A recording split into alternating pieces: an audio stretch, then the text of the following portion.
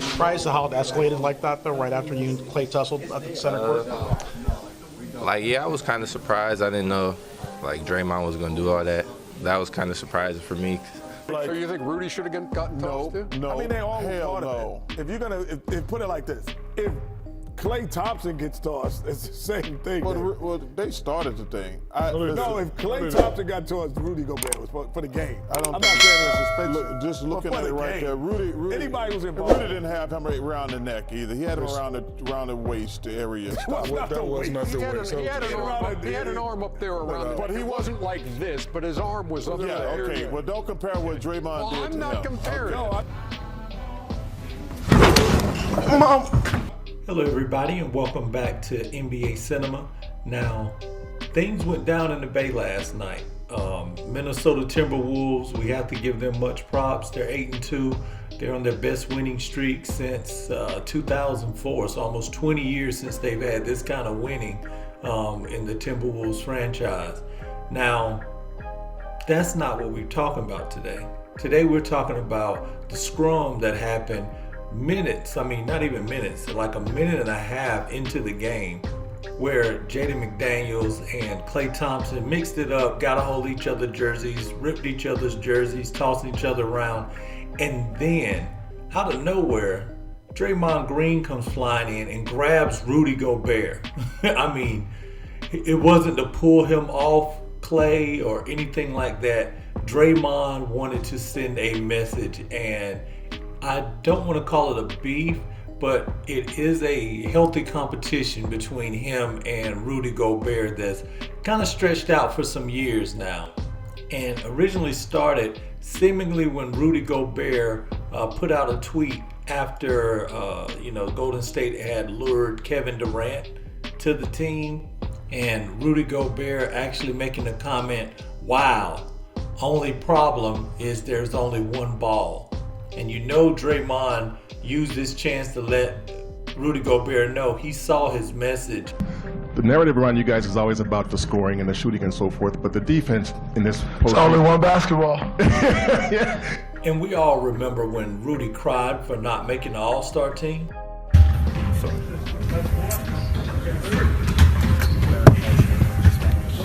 You got some tweets from Draymond and as long as he doesn't post anything on Snapchat, we're good. Who have you seen taking this the hardest when they have not made it? One thing I can assure you, if I didn't make it this year, I wasn't going to cry. I can 100% assure you that. It has to be Rudy. I mean, the man cried on national television when he didn't make the All-Star team. Thank God he's made the next three.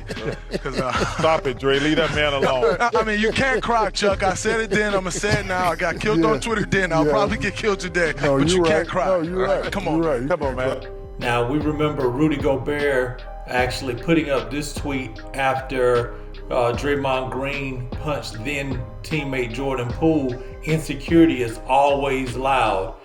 Now, Draymond returned the favor when Rudy Gobert punched his teammate Kyle Anderson on the bench during a game. Which lead into last night, where Rudy Gobert says before the game he predicted that Draymond would actually get tossed because he's not playing with Steph Curry. And this is his exact quote. It's kind of funny because before the game I was telling myself Steph is not playing. So I know Draymond is going to try to get ejected. Every time Steph doesn't play, he doesn't want to play without his guy Steph. So he's doing anything to get ejected. It's all good. Wow. So, Rudy Gobert saying this is just a pattern for Draymond where he behaves this way just to get kicked out of the game because without Steph Curry, for whatever reason, he just doesn't feel like they have a chance to win, or I don't know. So that's Rudy's take on it. Now, Steve Kerr actually got upset with Rudy Gobert, also saying he was slinging elbows, and this is what Kerr had to say in regards to the madness. And what did you think of the whole resolution? There's no way Klay Thompson should have been thrown out of the game. mean, he's running up the floor, and the guy grabs his jersey, and he's pulling on him, and so Klay pulls back, and no way Klay should have been ejected. That was ridiculous. So I was upset about that, and then the Draymond piece of it, if you watch the replay, Rudy had his hands on Klay's neck, and that's why Draymond went after Rudy, and I saw one replay right after it happened. Guys on the back of the bench were telling us that Rudy had Draymond or had Klay, and that's why Draymond went at Rudy. So that's all I know. But it was a bizarre way to start the game a minute and a half in. What did you think about it? I mean, I didn't see a ton of it, to be honest with you. I looked down, I saw Rudy in a chokehold. I saw both Klay and Jaden wrapped up with each other. I didn't see how any of it started until I looked at the film. But it was right from the jump. They're putting their hands on us, and we got physical right away. And I thought the referees did a really good job of cleaning it up. I thought the suspensions or the ejections rather were the right ones. Thought they were warranted. And, I thought they did a good job of getting control of the game from that point of view. I mean, it became very physical, but it wasn't like a dangerous and out of control game from their point of view. So, did you have the impression that Golden State did want to muck it up early and just get? I don't know. I mean, it's so early to tell. I mean, they did look, it did look like a lot really handsy early on the first 90 seconds, but I don't know. So. Wow.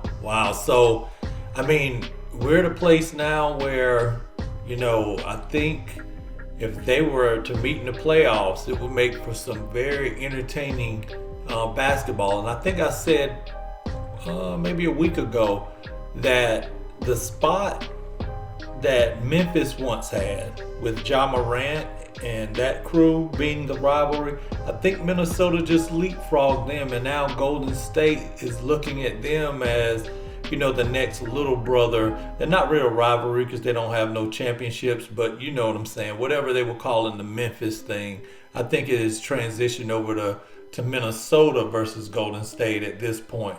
I guess the only thing now is to sit around and wait and see how many games Draymond Green is going to be suspended, because you put somebody in a chokehold like he did, I don't think you